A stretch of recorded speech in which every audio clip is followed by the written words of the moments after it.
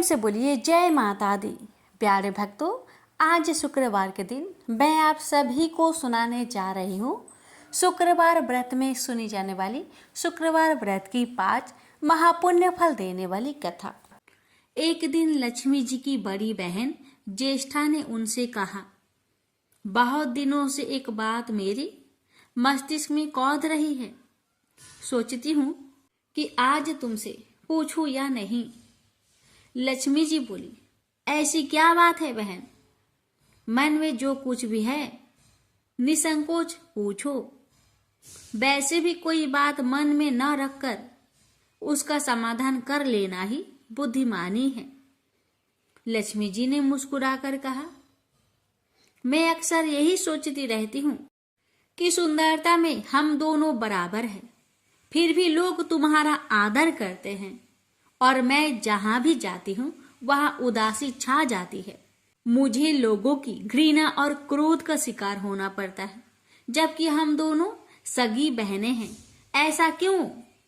लक्ष्मी जी ने हंसकर कहा, सगी बहन या समान सुंदरता होने से ही आदर नहीं मिलता, उसके लिए अपने को भी कुछ करना चाहिए। लोग मेरा आदर इसलिए करते हैं क्योंकि मैं उनके घर पहुंचते ही सुख के साधन जुटा देती हूँ।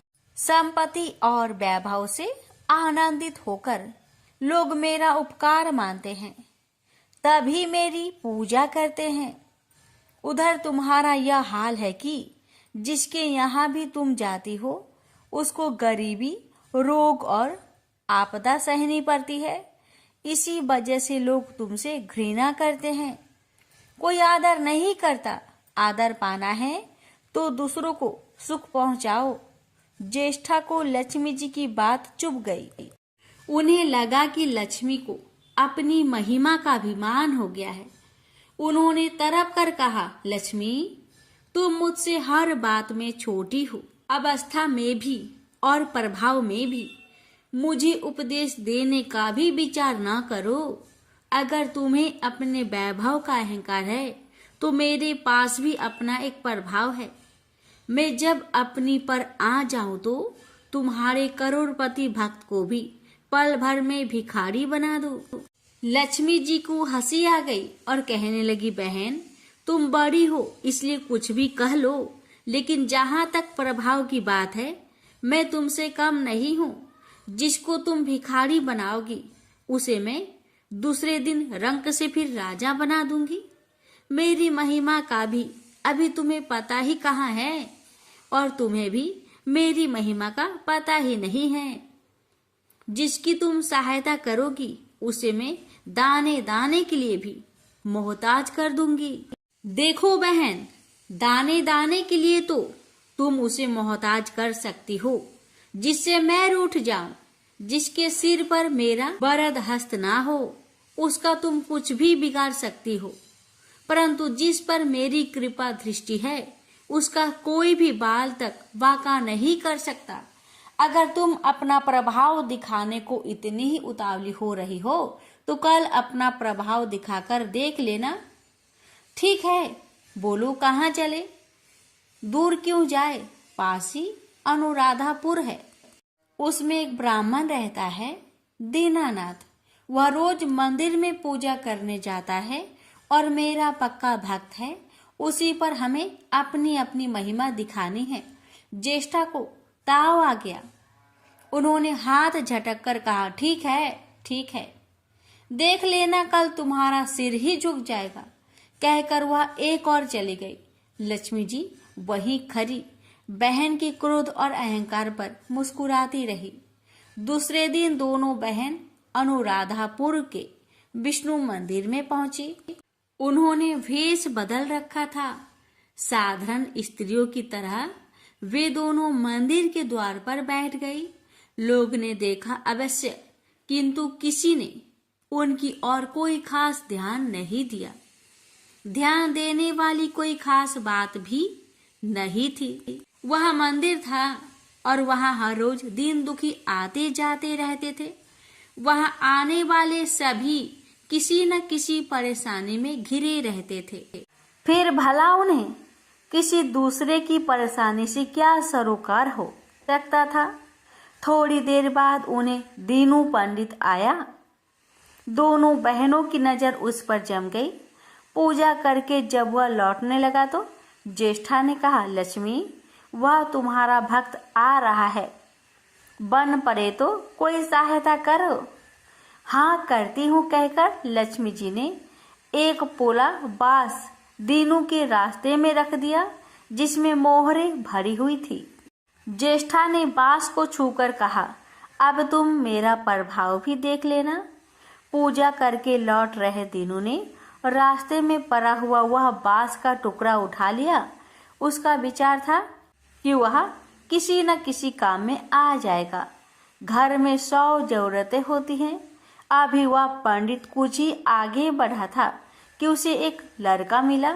लड़के ने पहले पंडित जी से राम राम की, फिर बड़ी ही नम्रता से बोला, पंडित जी, मुझे अपनी चारपाई के लिए बिल्कुल ऐसा ही बांस चाहिए। दादाजी ने यह कहकर भेजा है कि जाओ बाजार से ले आओ। ऐसा बांस पंडित जी कहाँ मिलेगा?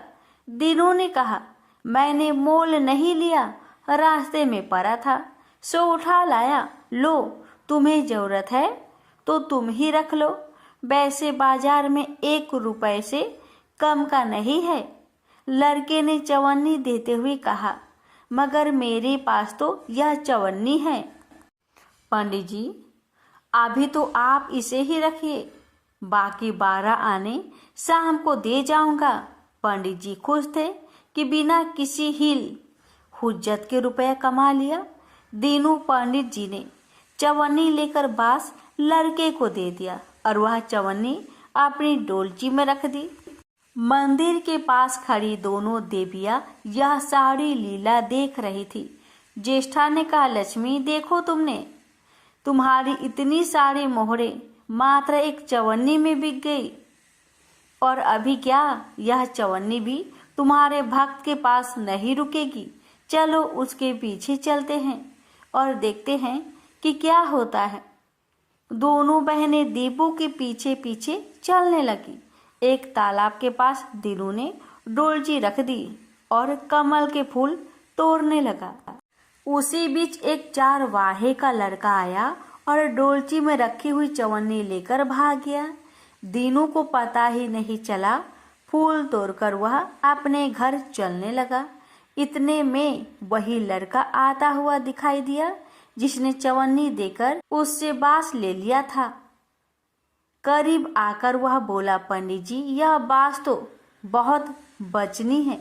दादाजी ने कहा कि कोई हल्का बांस चाहिए, इसकी चारपाई ठीक न होगी। यह लीजिए, आप अपना बांस वापस ले लीजिए, कहकर उसने बांस पंडित जी के हवाले कर दिया। दीनू ने बांस ले लिया, लेकिन चवन्नी तो डोलची में थी ही नहीं। अब उसने कहा, बेटा, चवन्नी तो कहीं गिर गई, तुम मेरे साथ घर चलो, वहां दूसरी दे दूंगा। इस समय मेरे पास एक भी पैसा नहीं है, तब आप जाइए, मैं शाम को आकर घर से ले लूंगा। यह कहकर लड़का अपनी राह लौट गया। बांस फिर से पंडित जी के ही पास आ गया और लक्ष्मी जी होले से मुस्कुराई। उनको इस प्रकार मुस्कुराते देखकर ज्येष्ठा मन ही मन में जल उठी। वह बोली, अभी तो खेल शुरू ही हुआ है, देखते चलो कि मैं इसे कैसे तिगनी का नाच नचाती हूँ। दीनू बेचारा इस सब बातों से बेखबर अपनी ही धुन में आगे बढ़ा चला जा रहा था। उसे क्या पता था कि वह शतरंज का मोहरा बना हुआ है। वह तो धूप छाव की भांति दोनों बहनों का प्रभाव सहता चुपचाप चला जा रहा था। आगे चलकर गांव का एक अहीर मिला। उसने दीनू को चवन्नी वापस करते हुए बताया, पंडित जी, मेरा लड़का आपकी डोलची से यह चवन्नी उठा लाया था। वह बड़ा ही शैतान है। मैं आपकी वही चवन्नी लौटाने आया हूँ। हो सके तो उस शैतान को माफ कर दीजिएगा। दीनू ने आशीर्वाद देकर चवन्नी ले ली और प्रसन्न मन से उस लड़के को पुकारने लगा, जो शाम को घर आकर चवन्नी लेने की बात कहकर लौटा जा रहा था। आवाज सुनकर लड़का लौट आया। अपनी चवन्नी वापस पाकर वह भी प्रसन्न हो गया। दीनू पंडित निश्चित मन से घर की ओर बढ़ने लगा। उसके एक हाथ में पूजा की डोलची थी और दूसरे हाथ में वही 5 हाथ का लंबा बांस। राह चलते दीनू पंडित सोच रहा था, बांस तो काफी बजनी है तो मजबूत भी होगा, क्योंकि ठोस है। इसे दरवाजे के छप्पर में लगा दूंगा, कई साल के लिए बल्ली से छुटकारा मिल जाएगा। ज्येष्ठा को उसके विचार पर क्रोध आ गया। लक्ष्मी जी के प्रभाव से दीनू को लाभ होता देख वह मन ही मन बुरी तरह जली जा रही थी। जब उन्होंने देखा कि पंडित का घर करीब आ गया है तो कोई उपाय न पाकर उन्होंने दीनू को मार डालने का विचार किया। उन्होंने कहा, लक्ष्मी, धन संपत्ति तो मैं छीन ही लेती हूँ, अब तुम्हारे भक्त के प्राण भी ले लूंगी। देखो वह किस तरह तरप तरप कर मरता है। और वह तुरंत सांप बनकर दीनू की ओर दौड़ पड़ी। लक्ष्मी जी को तनी सा भी घबराहट नहीं हुई। वह उसी तरह खड़ी मुस्कुराती रही। सहसा दीनू चौक पड़ा। एक भयानक सांप फन उठाए उसकी ओर झपट रहा था। प्राण तो सभी को प्रिय होते हैं, उपाय रहते कोई अपने को संकट में नहीं पड़ने देता। दीनू ने पगडंडी वाला रास्ता छोड़ दिया और एक और को भागने लगा, लेकिन सांप बनी ज्येष्ठा उसे भला कहाँ छोड़ने वाली थी। वह तो उस गरीब के प्राणों की प्यासी हो चुकी थी। वह भी दीनू के आगे पीछे दाएं बाएं बराबर दौड़ती ही रही। दीनू घबरा गया। उसने हाथ जोड़कर कहा, हे नाग देवता, मैंने आपका कुछ नहीं बिगाड़ा है, शांति से अपनी राह लौट जाइए। आखिर क्यों मुझ गरीब के पीछे पड़े हो। व्यर्थ में किसी ब्राह्मण को सताना अच्छी बात नहीं है। लेकिन वह नाग तो ज्येष्ठा का रूप था, जो दीनू को किसी भी तरह डसना चाहता था। प्रार्थना पर कुछ भी ध्यान ना देकर वह सांप एक बारगी फुफकारता हुआ झपट पड़ा। जब दीनू ने देख लिया कि बिना संघर्ष किए अब जान नहीं बचेगी, तो उसने प्राण रक्षा के लिए भरपूर जोर लगाकर वही बांस सांप के ऊपर दे मारा।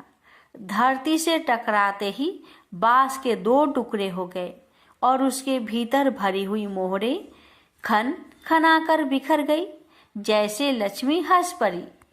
दीनू के मुंह से हैरतपूर्ण चीख सी निकली। अरे! थोड़ी देर के लिए वह ठगा सा खरा आंखें फाड़े उन मोहरों की ओर देखता रहा। एक पल के लिए तो वह सांप को भूल ही गया, परंतु फिर जैसे उसे झटका सा लगा। सांप का ध्यान आते ही उसने उसकी ओर गर्दन घुमाई तो देखा कि बांस की चोट से सांप की कमर टूट गई है और वह लहूलुहान अवस्था में झाड़ी की ओर भागा जा रहा था। दूसरे क्षण वह मोहरों पर लौट गया और कहने लगा, तेरी जय हो लक्ष्मी माता, जीवन भर का दरिद्र आज दूर हो गया। तेरी महिमा कौन जान सकता है। चलो अब घर में बैठकर तुम्हारी पूजा आरती करूँगा। और फिर जल्दी जल्दी उसने सारी मोहरे अंगोछे में बांध दी और लंबे लंबे कदमों से घर की ओर चल दिया। पीछे एक पेड़ की छाया में खड़ी लक्ष्मी अपनी बहन ज्येष्ठा से मुस्कुराकर पूछ रही थी, कहो बहन, सच बताना, बड़प्पन की था मिली की अभी नहीं। बड़प्पन किसी को कुछ देने में ही है, उसे छीनने में नहीं। ज्येष्ठा ने कोई उत्तर नहीं दिया। वह चुपचाप उदास खड़ी रही। लक्ष्मी जी ने उनका हाथ पकड़कर कहा, फिर भी हम दोनों बहनें हैं, जहाँ रहेंगी साथ ही रहेंगी। आओ अब चले। प्यारे भक्तों, तो ये थी लक्ष्मी जी की महिमा की कथा। प्रेम से बोलिए महालक्ष्मी माता की जय। माँ अन्नपूर्णा माता के महाव्रत की कथा। एक समय की बात है, काशी निवासी धनंजय की पत्नी का नाम सुलक्षणा था। उसे अन्य सब सुख प्राप्त थे, केवल निर्धनता ही उसके दुख का एकमात्र कारण था। यह दुख उसे हर समय सताता रहता था। एक दिन सुलक्षणा पति से बोली, स्वामी आप कुछ उद्यम करो तो काम चले, इस प्रकार कब तक काम चलेगा।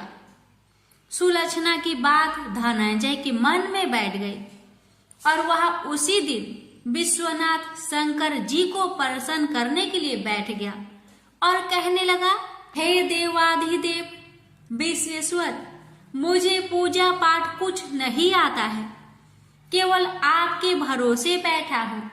इतनी विनती करके वह 2-3 दिन भूखा प्यासा बैठा रहा। जहाँ देखकर भगवान शंकर उसके कानों में अन्नपूर्णा अन्नपूर्णा अन्नपूर्णा इस प्रकार 3 बार कहा। यह कौन क्या कह गया, इसी सोच में धनंजय पड़ गया कि मंदिर से आते ब्राह्मणों को देखकर पूछने लगा, पंडित जी अन्नपूर्णा कौन है। ब्राह्मणों ने कहा, तू अन्न छोड़ बैठा है, सो तुझे अन्न की ही बात सूझती है, जा घर जाकर अन्न ग्रहण कर। धनंजय घर गया, स्त्री से सारी बात कही। वह बोली, नाथ चिंता मत करो, स्वयं शंकर जी ने आपको यह मंत्र दिया है, वे स्वयं ही खुलासा करेंगे, आप फिर जाकर उनकी आराधना करो। धनंजय फिर जैसा कि तैसा पूजा में बैठ गया। रात्रि में शंकर जी ने आज्ञा दी और कहा, तू पूर्व दिशा में चला जा। वह अन्नपूर्णा का नाम जपता जाता और रास्ते में फल खाता, झरनों का पानी पीता जाता। इस प्रकार कितने ही दिनों तक चलता गया।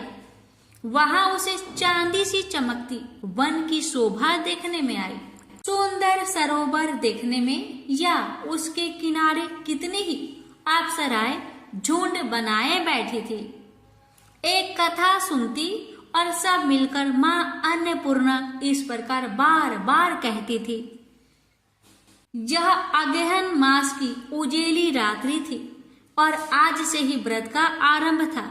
जिस शब्द की खोज करने वहां निकला था वह उसे वहां सुनने को मिला। धनंजय ने उनके पास जाकर पूछा, हे देवियों, आप यह क्या करती हो। उन सब ने कहा, हम सब माँ अन्नपूर्णा का व्रत करती हैं।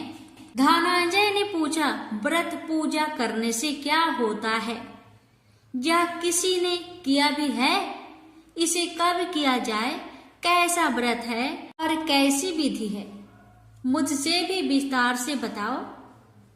वे कहने लगे, इस व्रत को सब कोई कर सकते हैं। 21 दिन तक के लिए 21 गांठ का सूत लेना चाहिए। 21 दिन यदि ना बने तो एक दिन उपवास करे, या भी ना बने तो केवल कथा सुनकर प्रसाद ले। निराहार रहकर कथा कहे, कथा सुनने वाला कोई ना मिले तो पीपल के पत्तों को रख सुपारी या घृत कुमारी वृक्ष को सामने कर, दीपक को साक्षी कर, सूर्य गाय तुलसी या महादेव को बिना कथा सुनाए मुख में दाना न डाले। यदि भूल से कुछ पड़ जाए तो एक दिवस फिर उपवास करे। व्रत के दिन क्रोध ना करे और झूठ ना बोले। धनंजय बोला, इस व्रत के करने से क्या होगा। वे कहने लगी, इसके करने से अंधों को नेत्र मिले, लुल्लू को हाथ मिले, निर्धन के घर धन आए, बाझीन को संतान मिले, मूर्ख को विद्या आए। जिस कामना से व्रत करे माँ उसकी इच्छा पूरी करती है।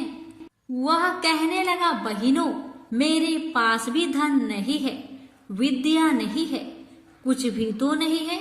मैं तो दुखिया ब्राह्मण हूँ, मुझे इस व्रत का सूत दोगी।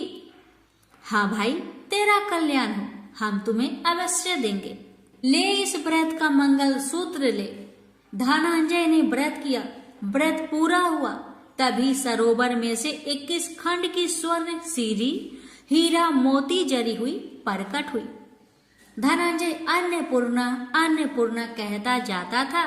इस प्रकार कितनी ही सीढ़ियां उतर गया तो क्या देखता है कि करोड़ों सूर्य से प्रकाशमान अन्नपूर्णा का मंदिर है। उसके सामने स्वर्ण सिंहासन पर माता अन्नपूर्णा विराजमान है। सामने भिक्षा हेतु शंकर भगवान खड़े हैं। देवंगनाएं चवर डुलाती है, कितने ही हथियार बंधे पहरा देती हैं। धनंजय दौड़कर जगदम्बा के चरणों में गिर गया। देवी उसके मन का कलेश जान गई। धनंजय कहने लगा, माता आप तो अंतर्यामी हो, आपको अपनी दशा क्या बताऊं। माता बोली, मेरा व्रत किया है, क्या संसार तेरा सत्कार करेगा। माता ने धनंजय की जिह्वा पर बीज मंत्र लिख दिया। अब तो उसके रोम रोम में विद्या प्रकट हो गई। इतने में क्या देखता है कि वह काशी विश्वनाथ के मंदिर में खड़ा है। माँ का वरदान ले धनंजय घर आया। सुलक्षणा से सब बात कही। माता जी की कृपा से उसके घर में संपत्ति उमड़ने लगी। छोटा सा घर बहुत बड़ा गिना जाने लगा। जैसे शहद के छत्ते में मक्खियां जमा होती है, उसी प्रकार अनेक सगे संबंधी आकर उसकी बड़ाई करने लगे। कहने लगे, इतना धन और इतना बड़ा घर, सुंदर संतान नहीं तो इस कमाई का कौन भोग करेगा। सुलक्षणा से संतान नहीं है, इसलिए तुम दूसरा विवाह करो। अनिच्छा होते हुए भी धनंजय को दूसरा विवाह करना पड़ा और सती सुलक्षणा को सौत का दुख उठाना पड़ा। इस प्रकार दिन बीतते गए। फिर अगहन मास आया। नए बंधन से बंधे पति से सुलक्षणा ने कहलाया कि हम व्रत के प्रभाव से सुखी हुए हैं, इस कारण यह व्रत छोड़ना नहीं चाहिए। यह माता जी का प्रताप है जो हम इतने संपन्न और सुखी हैं। सुलक्षणा की बात सुन धनंजय उसके यहाँ आया और व्रत में बैठ गया। नई बहू को इस व्रत की खबर नहीं थी। वह धनंजय के आने की राह देख रही थी। दिन बीतते गए और व्रत पूर्ण होने में 3 दिवस बाकी थे कि नई बहू को खबर पड़ी। उसके मन में ईर्ष्या की ज्वाला दहक रही थी। सुलक्षणा के घर आ पहुंची और उसने वहां भगदड़ मचा दी। वह धनंजय को अपने साथ ले गई। नए घर में धनंजय को थोड़ी देर के लिए निद्रा ने आ दबाया। इसी समय नई बहू ने उसका व्रत का सूत तोड़कर आग में फेंक दिया। अब तो माता जी का कोप जाग गया। घर में अकस्मात आग लग गई। सब कुछ जलकर खाक हो गया। सुलक्षणा जान गई और पति को फिर अपने घर ले आई। नई बहू रूठकर पिता के घर जा बैठी। पति को परमेश्वर मानने वाली सुलक्षणा बोली, नाथ घबराना नहीं, माता जी की कृपा अलौकिक है। पुत्र कुपुत्र हो जाता है पर माता कुमाता नहीं होती। अब आप श्रद्धा और भक्ति से आराधना शुरू करो, वे जरूर हमारा कल्याण करेगी। धनंजय फिर माता के पीछे पड़ गया। फिर वही सरोवर सीढ़ी प्रकट हुई। उसमें माँ अन्नपूर्णा कहकर वह उतर गया। वहां जा माता जी के चरणों में रुदन करने लगा। माता प्रसन्न हो बोली, यह मेरी स्वर्ण की मूर्ति ले, उसकी पूजा करना तो फिर सुखी हो जाएगा। जा, तुझे मेरा आशीर्वाद है। तेरी स्त्री सुलक्षणा ने श्रद्धा से मेरा व्रत किया है, उसे मैंने पुत्र दिया है। धनंजय ने आंखें खोली तो खुद को काशी विश्वनाथ के मंदिर में खड़ा पाया। वहां से फिर उसी प्रकार घर को आया। इधर सुलक्षणा के दिन चढ़े और महीने पूरे होते ही पुत्र का जन्म हुआ। गांव में आश्चर्य की लहर दौड़ पड़ी। इस प्रकार उसी गांव के निसंतान सेठ के पुत्र होने पर उसने माता अन्नपूर्णा का मंदिर बनवा दिया। उसमें माता जी धूमधाम से पधारी, यज्ञ किया और धनंजय को मंदिर के आचार्य का पद दे दिया। जीविका के लिए मंदिर की दक्षिणा और रहने के लिए बड़ा सुंदर सा भवन दिया। धनंजय स्त्री पुत्र सहित वहां रहने लगा। माता जी की चढ़ावे में भरपूर आमदनी होने लगी। उधर नई बहू के पिता के घर डाका पड़ा, सब लुट गया। वे भीख मांगकर पेट भरने लगे। सुलक्षणा ने यह सुना तो उन्हें बुला भेजा, अलग घर में रख लिया और उनके अन्य वस्त्र का प्रबंध कर दिया। धनंजय, सुलक्षणा और उसका पुत्र माताजी की कृपा से आनंद से रहने लगे। माताजी ने जैसे इनके भंडार भरे वैसे सबके भंडार भरे। प्रेम से बोलिए अन्नपूर्णा माता जी की जय। हर हर महादेव। माता पार्वती की जय। संतोषी माता की व्रत कथा। कथा इस प्रकार है। एक बुढ़िया माई थी, उसके 7 लड़के थे। 6 कमाने वाले थे और एक निकम्मा था, कमाता कुछ नहीं था। बुढ़िया माई अपनी 6 बेटों के लिए भोजन बनाती थी और उनको भोजन कराती, और उनसे जो कुछ जूठन बचती वह 7वें बेटे को देती थी। एक दिन 7वां बेटा अपनी पत्नी से बोला, देखो मेरी माँ को मुझ पर कितना प्रेम है। वह बोली, क्यों नहीं, सबका जो जूठा तुमको खिलाती है। वह बोला, ऐसा नहीं हो सकता। मैं जब तक अपनी आंखों से ना देख लूं, मैं मान नहीं सकता कि मेरी माँ मेरे साथ ऐसा कर सकती है। कुछ दिन बाद त्योहार आया। घर में 7 प्रकार के भोजन और चूरमे के लड्डू बने। अब सबसे छोटे लड़के ने, यानी कि 7वें लड़के ने, अपना सिर दुखने का बहाना बनाया और पतला चादर ओढ़कर रसोई घर में सो गया, ये देखने के लिए कि मेरी माँ मुझे जूठे भोजन देती है या फिर बनाई हुई ताजी भोजन देती है। लड़का झूठ मूठ का सोने के नाटक करके रसोई घर में सोया हुआ है। वह पतले चादर के अंदर से सब कुछ देख रहा था। तभी 6 भाई भोजन करने आए। उसने देखा माँ ने उनके लिए सुंदर आसन बिछाया, नाना प्रकार की रसोई परोसी और आग्रह करके उन्हें जिमाया, और वह देखता रहा। तब 6 भाइयों ने भोजन करके उठा। तब माँ ने क्या किया कि उनकी बची हुई भोजन, जूठी भोजन थालियों में से इकट्ठा करके सभी लड्डुओं के टुकड़ों को उठाकर एक लड्डू बनाया और सभी जूठन को साफ करके बुढ़िया ने अपने सबसे छोटे लड़के को पुकारा, बेटा 6 भाई भोजन करके चले गए, अब तू ही बाकी है, उठ और खाना खा ले। तब वह बेटा कहने लगा, माँ मुझे आज भूख नहीं लगा है, मुझे भोजन नहीं करना, मैं अब जहाँ नहीं रहूंगा, मैं परदेश चला जाऊंगा। अपने बेटे की बातें सुन माँ ने कहा, बेटा तू कल जाना चाहता है ना, कल क्यों जाएगा, तुम आज ही चला जा। तब बेटा बोला, हाँ माँ मैं आज ही चला जा रहा हूँ। यह कहकर वह घर से निकल गया। चलते समय पत्नी की याद आई। वह गौशाला में उपले थाप रही थी। वहां जाकर वह बोला, हम जावे परदेश, आवेंगे कुछ काल, तुम रहियो संतोष से, धर्म अपनो पाल। पत्नी बोली, जाओ पिया आनंद से, हमरो सोच हटाए, राम भरोसे हम रहे, ईश्वर तुम्हें सहाय। 2 निशानी आपन, देख धरो में धीर, सुधी मती हमारी, बिसारियो रखियो मन गंभीर। पति बोला, मेरे पास तो कुछ नहीं, यह अंगूठी है, सुले और अपनी कुछ निशानी मुझे भी दे। पत्नी बोली, मेरे पास क्या है, यह गोबर से भरा हाथ। यह कहकर पति की पीठ पर गोबर के हाथ की थाप मार दी। अब पति चल दिया। चलते चलते दूर देश पहुंचा। वहां एक साहूकार की दुकान थी। वहां जाकर कहने लगा, भाई मुझे नौकरी पर रख लो। साहूकार को जरूरत थी तो वह बोला, रह जाओ। लड़के ने पूछा, तनख्वाह क्या दोगे? तो साहूकार ने कहा, तुम्हारा काम देखकर तब हम दाम देंगे। साहूकार की नौकरी मिली। वह सुबह 7 बजे से 10 बजे तक नौकरी करने लगा। कुछ दिनों में दुकान का सारा लेन देन, हिसाब किताब, ग्राहकों को माल बेचना, सारा काम करने लगा।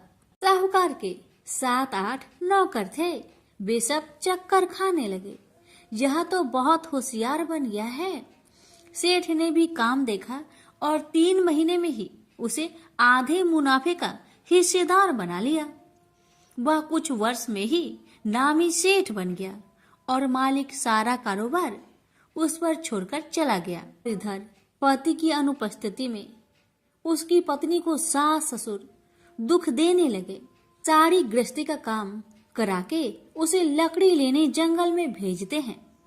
इस बीच घर के आटे से जो भूसी निकलती उसकी रोटी बनाकर रख दी जाती और उसके साथ ही फूटे नारियल की नारेली में पानी।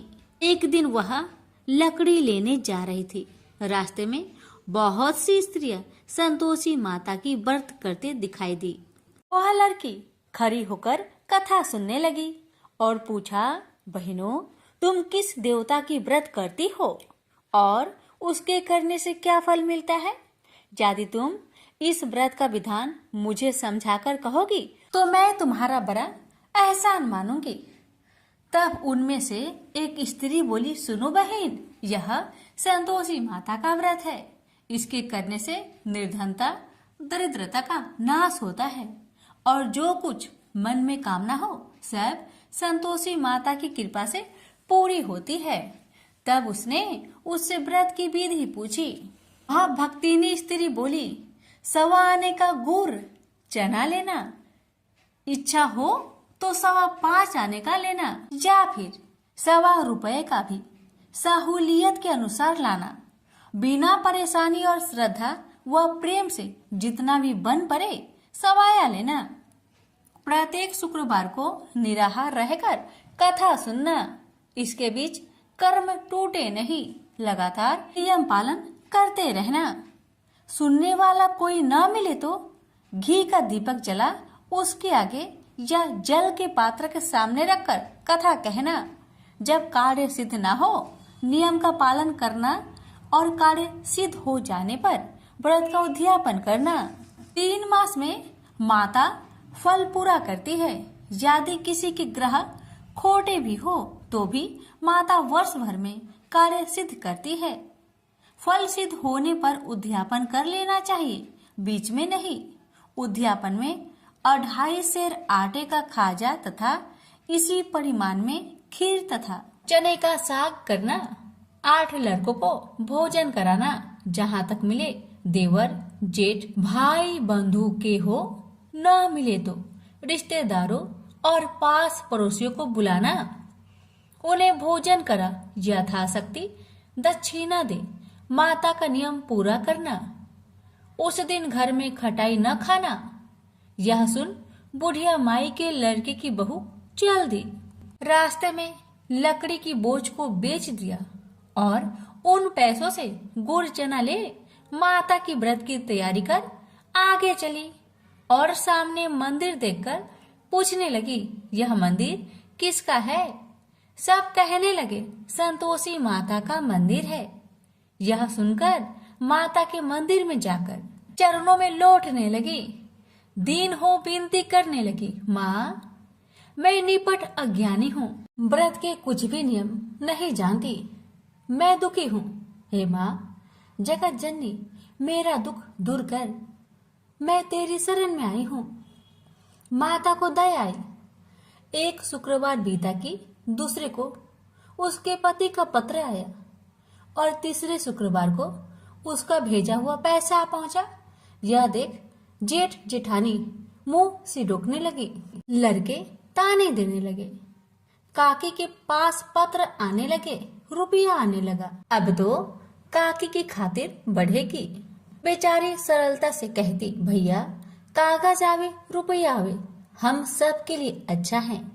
ऐसा कहकर आंखों में आंसू भरकर संतोषी माता के मंदिर में आ मातेश्वरी के चरण में गिरकर रोने लगी। माँ, मैंने तुमसे पैसा कब मांगा है माँ? मुझे पैसे से क्या काम है माँ? मुझे तो अपने सुहाग से काम है। मैं तो अपनी स्वामी के दर्शन मांगती हूँ माँ। तब माता ने प्रसन्न होकर कहा, जा बेटी, तेरा स्वामी आएगा। यह सुनकर खुशी से बावली होकर घर जा पहुंची। अपना काम काज करने लगी। अब संतोषी माँ विचार करने लगी, इस भोली पुत्री को मैंने कह तो दिया कि तेरा पति आएगा, लेकिन कैसे? वह तो इसे सपने में भी याद नहीं करता। उसे याद दिलाने को मुझे ही जाना पड़ेगा। इस तरह माता जी उस बुढ़िया के बेटे के पास जा सपने में प्रकट हो कहने लगी, साहूकार के बेटे, तुम सो रहा है या जागता है? वह कहने लगा, माता मैं सोता भी नहीं जागता भी नहीं, कहो क्या आज्ञा है? माता कहने लगी, तेरे घर बार कुछ है कि नहीं? वह बोला, मेरे पास सब कुछ है माँ, माँ बाप है, पत्नी है, क्या कमी है माँ? माँ बोली, भोले पुत्र, तेरी पत्नी घोर कष्ट उठा रही है, तेरे माँ बाप उसे परेशान कर रहे हैं, वह तेरे लिए तरस रही है, तू उसकी सुधि ले। वह बोला, हाँ माता जी, यह तो मालूम है, परंतु जाऊं तो कैसे? परदेश की बात है, लेन देन का कोई हिसाब नहीं है, कोई जाने का रास्ता भी नहीं आता, कैसे चला जाऊं? माँ कहने लगी, मेरी बात मान, सवेरे नहा धोकर संतोषी माता का नाम ले, घी का दीपक जला, दंडवत कर दुकान पर बैठ, देखते देखते तेरा सारा लेन देन चुक जाएगा, जमा का माल बिक जाएगा, साज होते होते धन का भारी ढेर लग जाएगा। माता की बात मानकर वह नहा धोकर संतोषी माता को दंडवत घी का दीपक जला, थोड़ी देर में देने वाले रुपए लाने लगे, लेने वाले हिसाब लेने लगे, कोठे में भरे सामान की खरीदारी नगद दाम में दे सौदा करने लगे। शाम तक धन का भारी ढेर लग गया। मन में माता का नाम ले, चमत्कार देख प्रसन्न होकर घर ले जाने की वास्ते गहना कपड़ा सामान खरीदने लगा। यह काम से निपट तुरंत घर को रवाना हुआ। उधर उसकी पत्नी जंगल में लकड़ी लेने जाती है। लौटते वक्त माता जी के मंदिर में विश्राम करती है। वह तो उसके प्रतिदिन रुकने का जो स्थान ठहरा।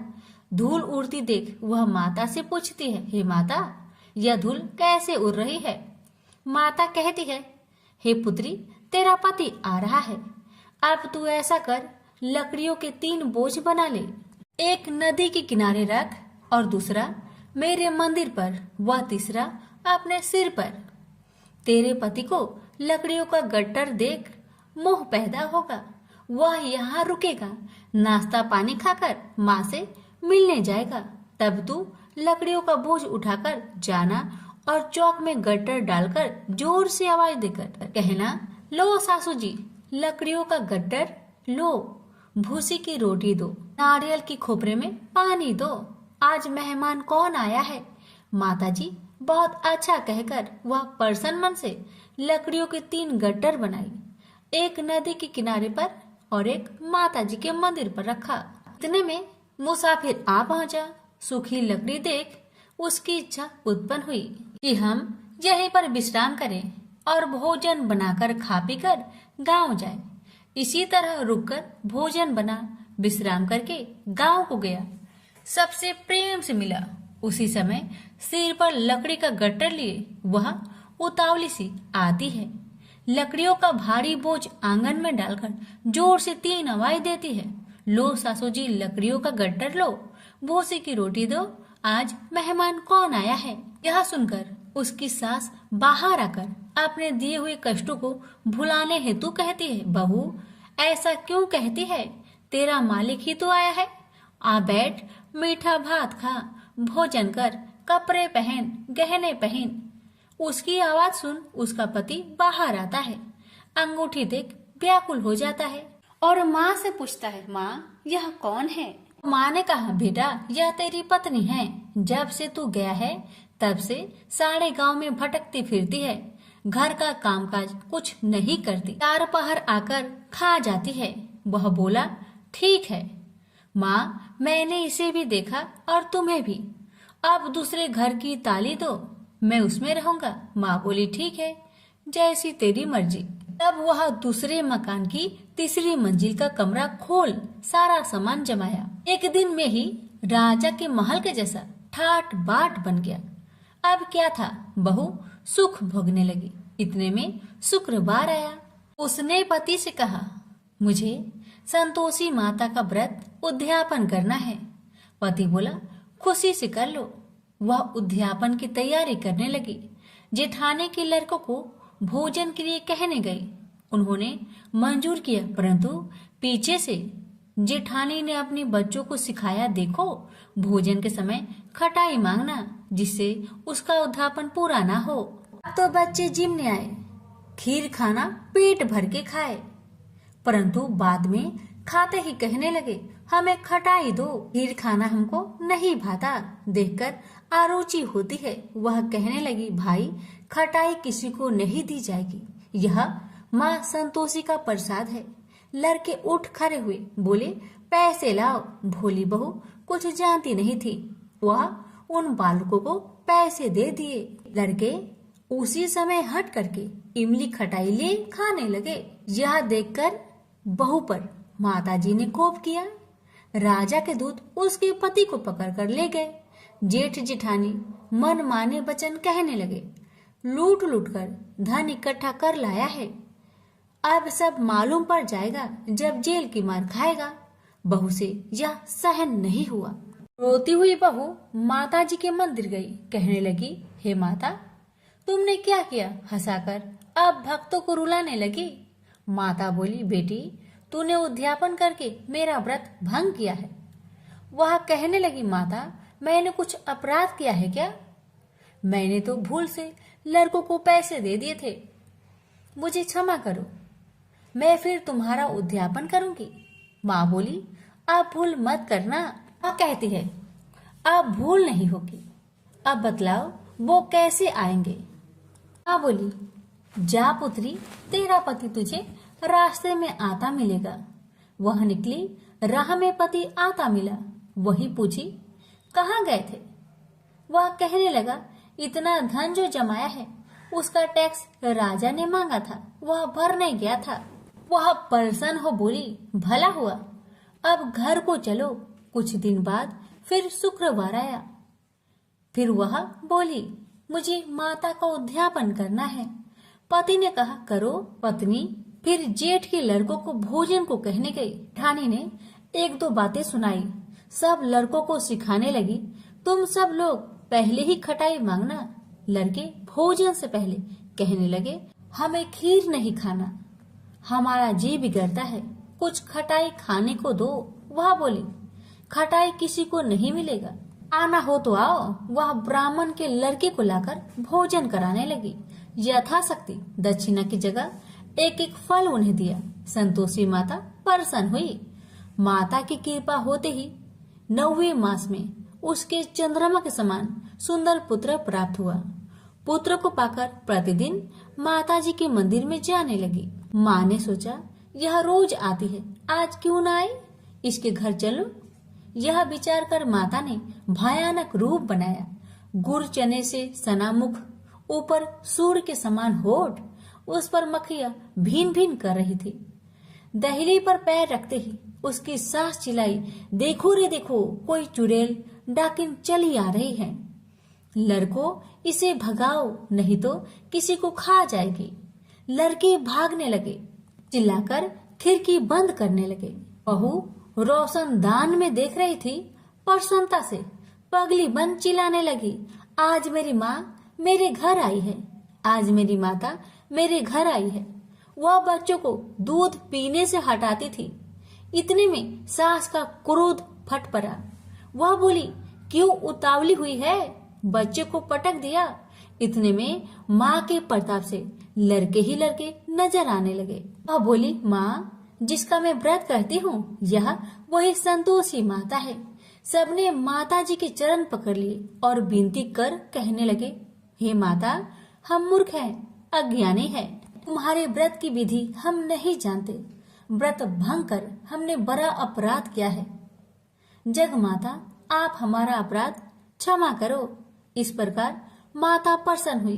बहू को प्रसन्न हो जैसा फल दिया, वैसा माता सबको दे। जो पढ़े उसका मनोरथ पूर्ण हो, जो सुने उसका भी मनोरथ पूर्ण हो। प्रेम से बोलिए संतोषी माता की जय। वैभव लक्ष्मी व्रत कथा। लाखों की जनसंख्या को अपने में समेटे। कुशीनगर एक महानगर था। जैसे कि अन्य महानगरों की जीवनचर्या होती है, वैसा ही कुछ यहाँ भी था। यानी बुराई अधिक, अच्छाई कम, पाप अधिक, पुण्य कम। इसी कुशीनगर में हरिवंश नामक एक सद्गृहस्थ अपनी पत्नी दामिनी के साथ सुखी संपन्न जीवन गुजार रहा था। दोनों ही बड़े नेक और संतोषी स्वभाव के थे। धार्मिक कार्य अनुष्ठानों में उनकी अपार श्रद्धा थी। दुनियादारी से उनका कोई विशेष लेना देना नहीं था। अपने में ही मगन गृहस्थ की गाड़ी खींचे चले जा रहे थे दोनों।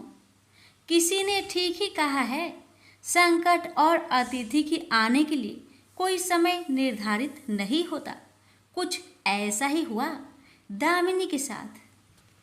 जब उसका पति हरिवंश न जाने कैसे बुरे लोगों की संगत में फंस गया और घर गृहस्थी से उनका मन उचट गया। देर रात शराब पीकर घर आना और गाली गलौज तथा मारपीट करना उसका नित्य का नियम सा बन गया था। जुए, राटे, रेस तथा वैश्यागमन जैसे बुरे कर्म भी कुसंगति के बदौलत उसके पल्ले पड़ गए। धन कमाने की तीव्र लालसा ने हरिवंश की बुद्धि हर ली और उसको अच्छे बुरे का भी ज्ञान न रहा। घर में जो कुछ भी था सब उसके दुर्व्यसनों की भेंट चढ़ गया। जो लोग पहले उसका सम्मान करते थे अब उसे देखते ही रास्ता बदलने लगे। भूखमरी की हालत में भिखमंगों के समान उनकी स्थिति हो गई। लेकिन दामिनी बेहद संयमी और आस्थावान तथा संस्कारी स्त्री थी। ईश्वर पर उसे अटल विश्वास था। वह जानती थी कि यह सब कर्मों का फल है। दुख के बाद सुख तो एक दिन आना ही है। अचानक एक दिन दोपहर के समय द्वार पे हुई दस्तक की आवाज सुनकर दामिनी की तंद्रा भंग हुई। अतिथि सत्कार के भय मात्र से उसकी अंतर आत्मा कांप उठी, क्योंकि घर में अन्न का एक दाना भी नहीं था जो अतिथि की सेवा में अर्पित किया जा सकता। फिर भी संस्कारों की ऐसी प्रबलता थी कि उसका मन अतिथि सत्कार को उद्धत हो उठा। उसने उठकर द्वार खोला, देखा सामने एक दिव्य पुरुष खड़ा था। बड़े बड़े घुंघराले श्वेत केश, चेहरे को ढके हुए लहराती दाढ़ी, गेरुए वस्त्रों का आवरण पहने उसके चेहरे से तेज टपक पड़ रहा था। आंखों मानो अमृत सी वर्षा कर रही थी। उस दिव्य पुरुष को देखकर दामिनी को अपार शांति का अनुभव हुआ और वह उसे देखते ही समझ गई कि आगत वास्तव में कोई पहुंचा हुआ सिद्ध महात्मा है। उसके मन में अतिथि के प्रति गहन श्रद्धा के भाव उमड़ पड़े और वह उसे सम्मान सहित घर के भीतर ले गई। दामिनी ने जब उसे फाटे हुए आसन पर बैठाया तो वह मारे लज्जा के जमीन में गिर सी गई। उधर वह संत पुरुष दामिनी की ओर एकटक निहारे जा रहा था। घर में जो कुछ भी बचा खुचा था दामिनी ने अतिथि की सेवा में अर्पित कर दिया, पर उसने इस पर कोई ध्यान नहीं दिया। बस दामिनी को यूं निहारे जा रहा था मानो उसे कुछ याद दिलाने की चेष्टा कर रहा हो। जब काफी देर तक दामिनी कुछ न बोली तो उसने कहा, बेटी मुझे पहचाना नहीं क्या? उसका यह प्रश्न सुनकर दामिनी जैसे सोते से जागी और अत्यंत संकुचाते हुए मधुर स्वर में बोली, महाराज मेरी धृष्टता को क्षमा करें। जो आप जैसे दिव्य पुरुष को मैं पहचान कर भी नहीं पहचान पा रही हूँ। पारिवारिक कष्टों ने तो जैसे मेरी सोचने समझने की शक्ति ही छीन ली है। लेकिन यह निश्चित है कि संकट की इस घड़ी में मुझे आप जैसे साधु पुरुष का ही सहारा है। तभी जैसे दामिनी को कुछ याद हो आया, वह उस साधु के चरणों में गिरकर बोल उठी, अब मैं आपको पहचान गई हूँ महाराज। स्नेहा रूपी अमृत की वर्षा करने वाले अपने शुभ चिंतक को कोई कैसे भूल सकता है भला। वास्तव में वह साधु मंदिर की राह के मध्य में बनी अपनी कुटिया के बाहर बट वृक्ष के नीचे बैठ साधना किया करता था और मंदिर आने जाने वाले सभी श्रद्धालु से प्रणाम करके स्वयं को कृतार्थ अनुभव करते थे। दामिनी भी उन्हीं में से एक थी।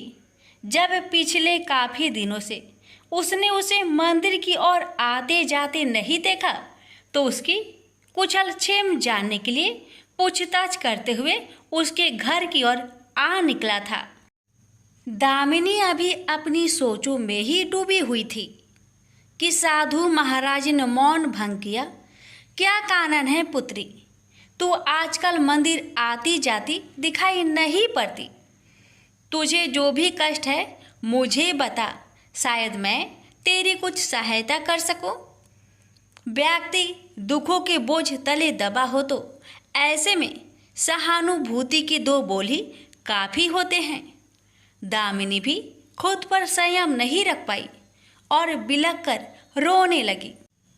तभी वह साधु वात्सल्यपूर्ण स्वर में बोला, मन छोटा करने से समस्या हल नहीं होगी। सुख दुख तो एक गाड़ी की दो पहियों के समान है, इनका आना जाना तो जिंदगी भर लगा ही रहता है। अपना दुख किसी को बता देने से मन हल्का हो जाता है। कुछ देर चुप रहने के बाद दामिनी ने बोलना शुरू किया, महाराज, सर्व सुखों से भरपूर था मेरा घर। कण कण में खुशियों का नित्य होता था। पति भी नेक और ईमानदार थे। सदा जीवन उच्च विचार की आधारशिला पर टिकी थी। हमारी गृहस्थी रुपए पैसे की भी कोई कमी नहीं थी। सुबह शाम घर में ईश्वर वंदना होती थी। लेकिन अचानक न जाने किसकी नज़र लग गई, हमारा भाग्य हमसे रूठ गया। मेरे पति कुछ संगति में फंसकर अपना सब कुछ गवा बैठे। अब तो ऐसा लगता है जैसे साया भी साथ छोड़कर जाने को तैयार बैठा है। भिखारियों से भी बदतर स्थिति हो गई है हमारी। दामिनी की करुण व्यथा सुनकर साधु का हृदय हाहाकार कर उठा। वह द्रवित स्वर में बोल उठा, बेटी, कर्म का लिखा तो भोगना ही पड़ता है। तुम्हारे कष्टों का भी कर्मों से नाता है। लेकिन तुम चिंता ना करो, सब कुछ पहले जैसा हो जाएगा। दुख के बाद ही सुख आता है। दुख सहे बिना सुख की सच्ची अनुभूति हो ही नहीं सकती। तो माँ लक्ष्मी के प्रति श्रद्धा जारी रखो। सबका उद्धार करने वाली प्रेम का छलकता सागर है माँ लक्ष्मी। अपने भक्तों पर सदैव उनकी कृपा दृष्टि रहती है। तुम संपूर्ण आस्था के साथ माँ वैभव लक्ष्मी का व्रत करना शुरू करो। तुम्हारी साधना अवश्य रंग लाएगी। दामिनी एक संस्कारी स्त्री थी। धर्म कर्म में उसकी अगाध आस्था थी।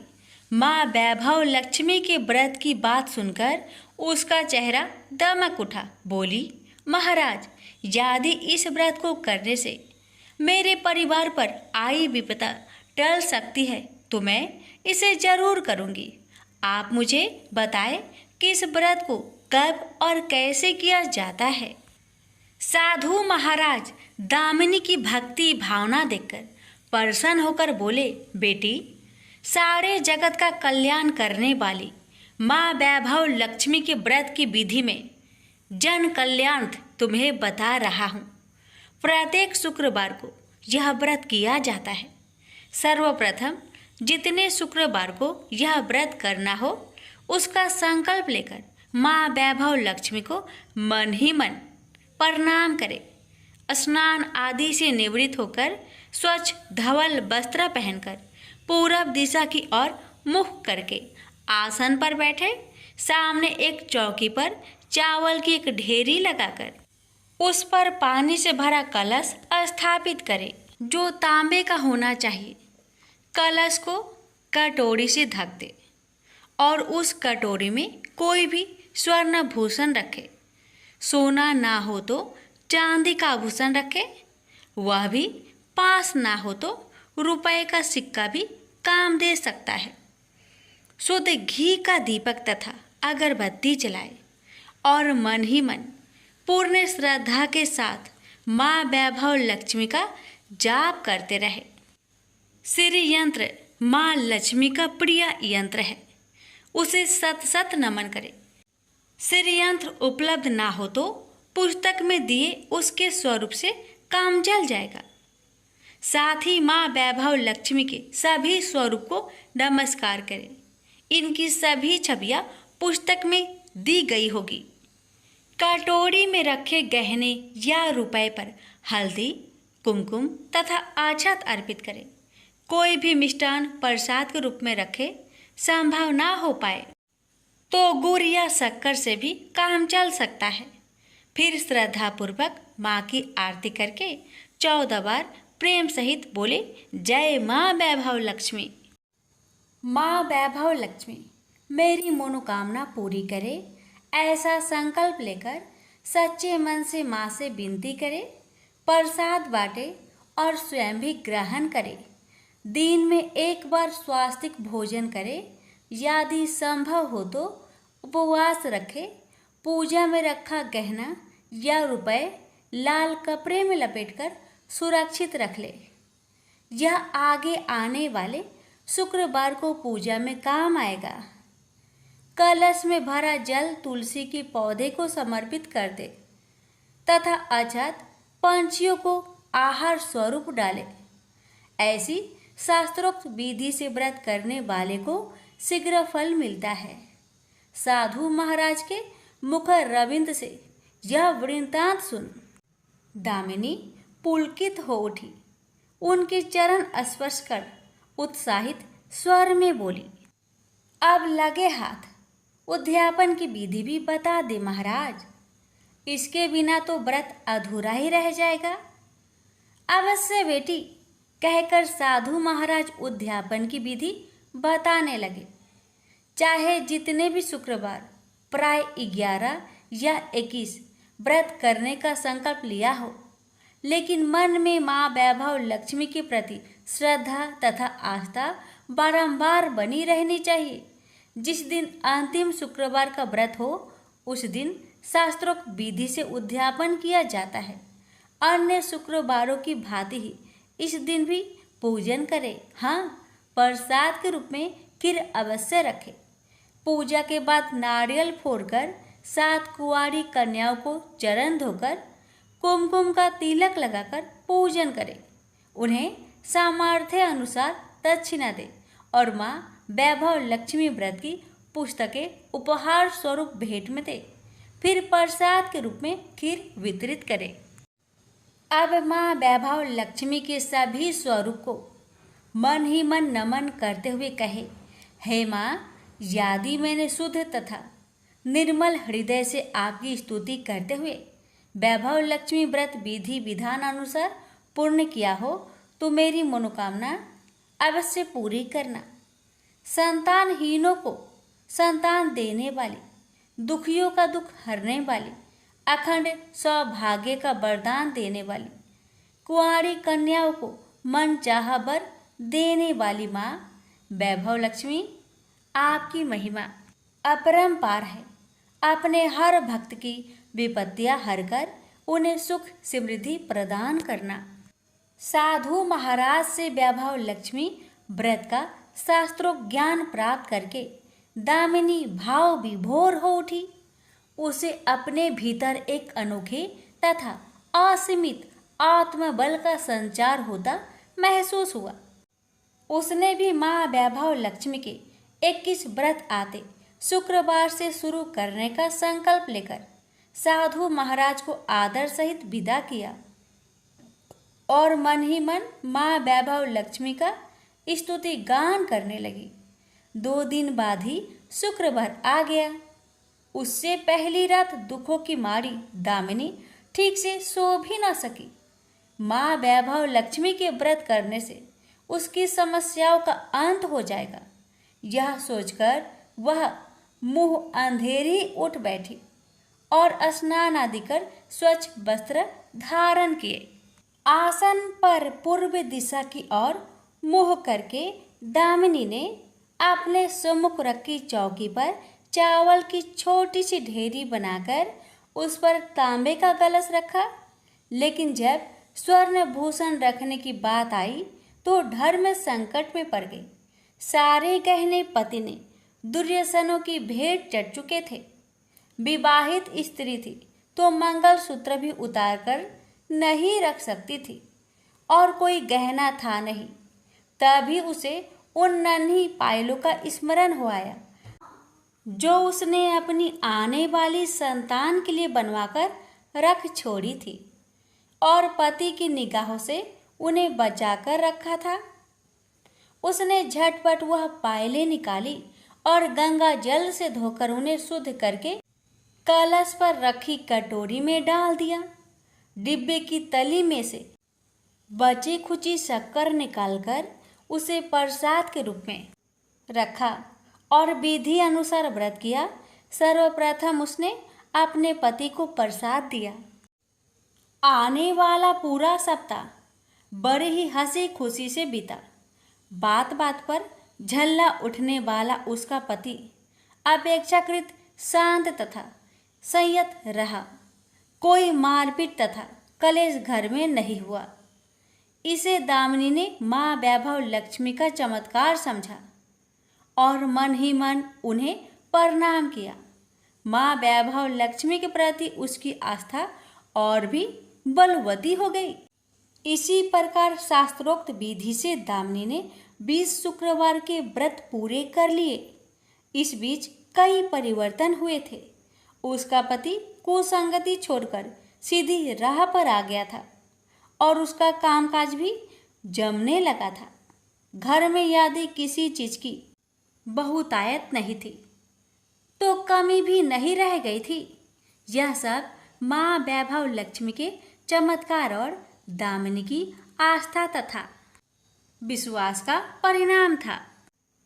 21वें शुक्रवार को व्रत का उद्यापन करना था।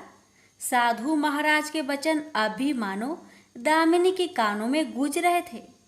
उनकी बताई विधि के अनुसार ही दामिनी ने शास्त्रोक्त विधि से उद्यापन किया। 7 कुंवारी कन्याओं को भोजन कराकर दक्षिणा दी। आसपास की सौभाग्यवती स्त्रियों में प्रसाद तथा माँ वैभव लक्ष्मी व्रत कथा की पुस्तकें वितरित की। माँ वैभव लक्ष्मी के हर स्वरूप को प्रणाम किया और कहा, आपकी महिमा निराली है माँ। आपने मेरे सारे दुख हर लिए, मेरी सभी मनोकामनाएं पूर्ण कर दी। मेरा उजड़ा घर फिर से बस गया। मेरा यह नया जीवन आप ही की देन है माँ। मैं आजीवन आपकी पूजा अर्चना करूंगी और दूसरों को भी आपकी महिमा से अवगत कराकर वैभव लक्ष्मी के व्रत रखने के लिए प्रेरित करूंगी। बोलो जय माँ वैभव लक्ष्मी, आपकी सदा ही जय। अब सुनिए तुलसी महिमा की कथा। प्राचीन समय की बात है। किसी गांव में एक ब्राह्मण रहता था। परिवार में सिर्फ पति पत्नी थे। उनकी कोई संतान नहीं थी। उस देश का राजा सोमदत्त बहुत ही दानशील साधु संतों की सेवा करने वाला था। प्रचंड पराक्रमी होने के साथ साथ वह कला का भी बहुत बड़ा पारखी था।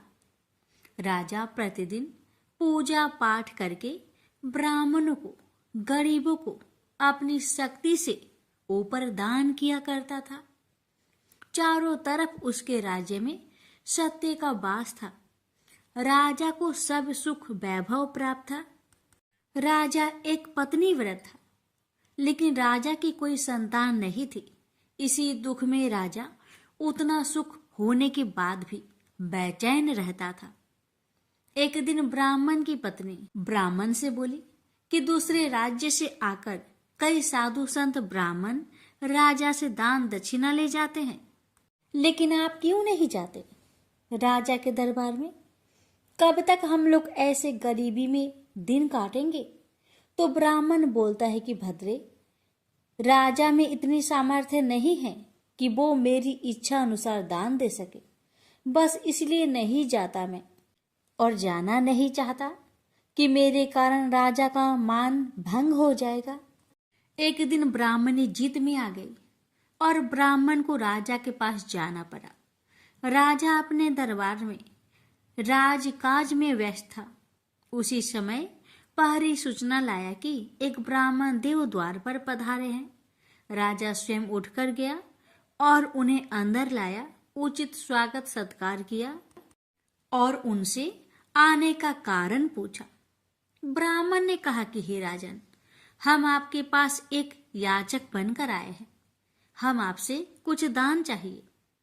राजा ब्राह्मण के चरणों में नमन करते हुए बोला कि मैं किसी को दान करूं, ये मेरी हस्ती नहीं है, बस प्रभु के प्रसाद स्वरूप कुछ द्रव आदि दे देता हूं। राजा की इस विनय ने ब्राह्मण को मोह लिया। ब्राह्मण बोला, राजन, हमें अधिक कुछ नहीं चाहिए। तब राजा ने कहा कि हे वृप श्रेष्ठ, आप आदेश कीजिए, आपको क्या चाहिए? मैं वचन देता हूं कि आपको निराश नहीं होना पड़ेगा। तब ब्राह्मण ने कहा कि हे राजन, हमें आपकी मेहनत की कमाई का दान चाहिए, फिर वो एक आना भी हो तो बहुत है। राजा तुरंत कोषाध्यक्ष को बुलाया और खजाने से रत्न आदि स्वर्ण मुद्राएं लाने को कहा। तब ब्राह्मण ने कहा कि राजन, इसमें आपकी मेहनत नहीं है, हमें वो दान चाहिए जिसमें आपका परिश्रम की सुगंध हो। इतना सुनते ही राजा सोमदत्त सन्न रह गया और काफी देर सोचने के बाद उसने कहा कि हे वृपवर, आप हमें 3 दिन का समय दे। और उसने ब्राह्मण को अपने राज प्रसाद में ठहरने को कहा। तो ब्राह्मण बोले, राजन, हम 3 दिन बाद पुनः आ जाएंगे, हमें राजमहल का सुख नहीं चाहिए। और ब्राह्मण चला गया। इधर राजा गहरी सोच में आ गया और सोचने लगा कि मेहनत का पैसा कहाँ से लाऊं। ऐसे तैसे रात हो गई।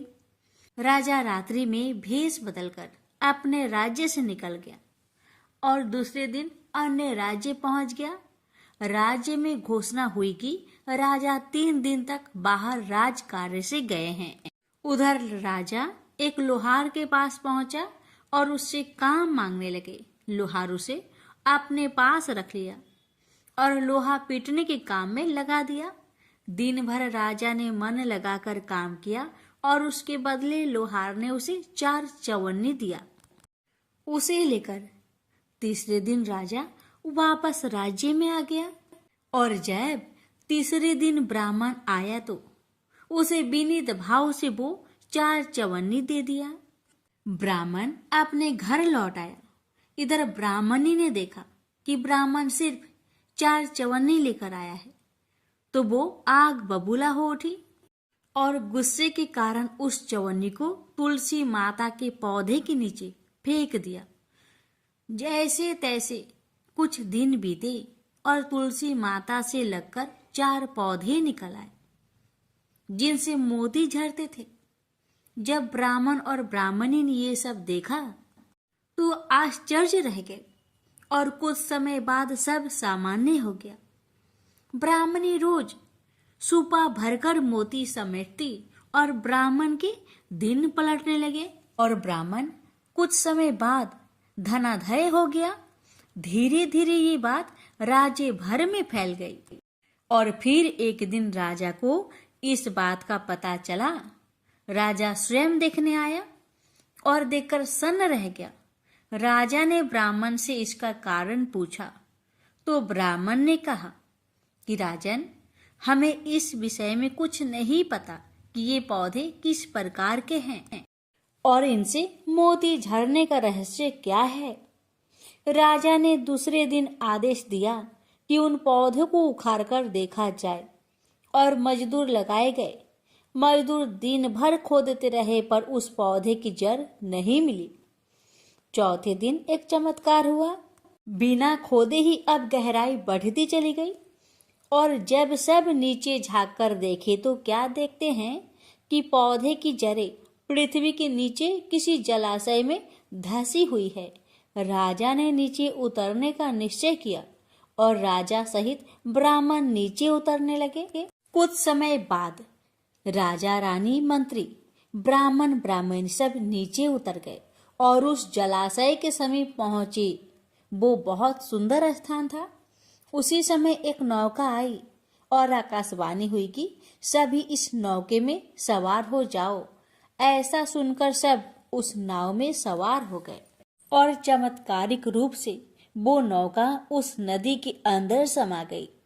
अंदर जाने पर पता चला कि वो साधारण जलाशय नहीं बल्कि साक्षात क्षीर सागर है।